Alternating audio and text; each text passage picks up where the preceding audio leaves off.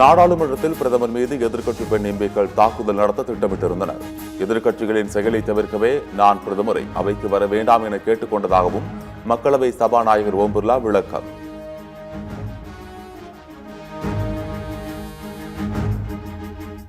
காங்கிரஸ் எம்பிக்கள் மீதான சபாநாயகர் குற்றச்சாட்டை ஏற்க முடியாது என காங்கிரஸ் திட்டவட்டம். சபாநாயகரின் குற்றச்சாட்டு உள்நோக்கம் கொண்டது எனவும் பொய் செய்தியை பரப்புவதாகவும் காங்கிரஸ் கண்டனம்.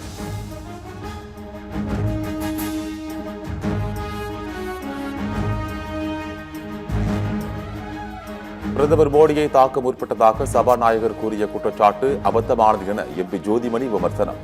சபாநாயகர் ஓம் பிர்லாவின் குற்றச்சாட்டுக்கு மயிலாடுதுறை எம்பி சுதாவும் மறுப்பு.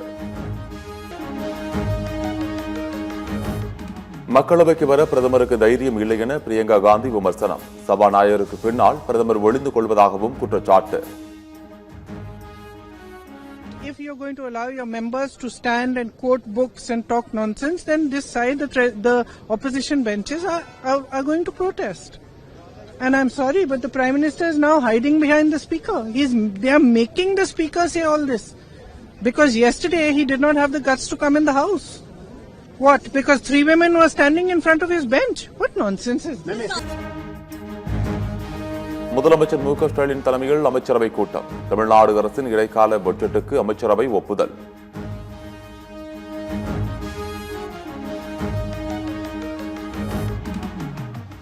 அங்கன்வாடி மையங்களுக்கு வரும் மே 1 முதல் 31ஆம் தேதி வரை கோடை விடுமுறை. தமிழ்நாடு அரசு அரசாணை வெளியீடு.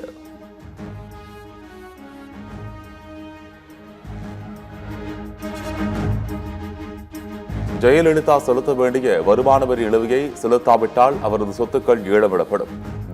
தீபக் தொடர்ந்த வழக்கில் சென்னை உயர்நீதிமன்றத்தில் வருமான வரித்துறை தகவல்.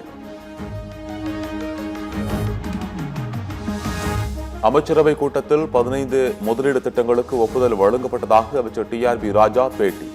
சுமார் 34,000 கோடி ரூபாய் முதலீடு திட்டங்கள் மூலம் 55,000 பேருக்கு வேலைவாய்ப்பு கிடைக்கும் என அறிவிப்பு. ஏறத்தாழ 34,000 கோடி ரூபாய்க்கான முதலீடுகள் 55,000 வேலைவாய்ப்புகள் கிட்ட வரவிருக்கின்றன. அதற்கான ஒப்புதல் இன்றைய இந்த கேபினெட் மூலம் எங்களுக்கு கிடைச்சிருக்கு. நன்றி. சட்டமன்ற தேர்தலில் தேமுதிக சார்பாக போட்டியிட நாளை முதல் விருப்பமனு விநியோகம். 234 தொகுதிகளிலும் போட்டியிட வரும் 12ஆம் தேதி வரை விருப்பமனு பெறலாம் என தேமுதிக அறிவிப்பு.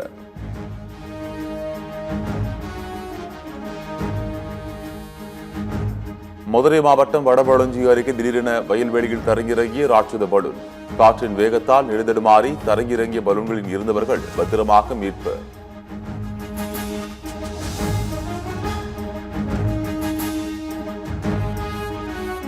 கேரள மாநிலம் களமச்சி அருகில் மெட்ரோ ரயில் தூணில் அசுர வேகத்தில் வந்த பைக் மோதி விபத்து. கட்டுப்பாட்டை இழந்து விபத்து ஏற்பட்டதில் இளைஞர் தூக்கி வீசப்பட்டு சம்பவ இடத்திலேயே பலி.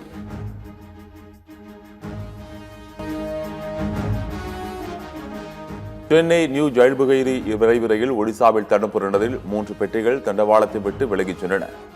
பயணிகள் யாருக்கும் காயமில்லை.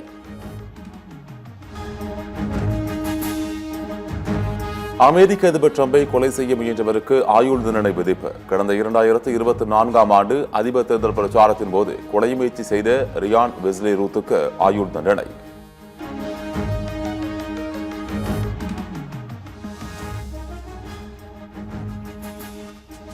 எந்த நாட்டிலிருந்தும் கச்சா எண்ணெய் வாங்க இந்தியாவுக்கு சுதந்திரம் உள்ளது. இந்தியா அமெரிக்க ஒப்பந்தம் குறித்து ரஷ்யா அறிக்கை வெளியீடு.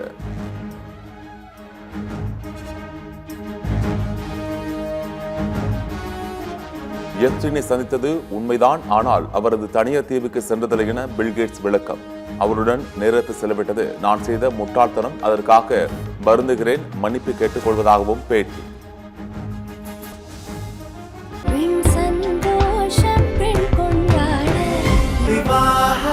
மணப்பெண்ணின் பிரத்யேகமான திருமணம் விவாஹா தி சென்னை சில்க்ஸ்.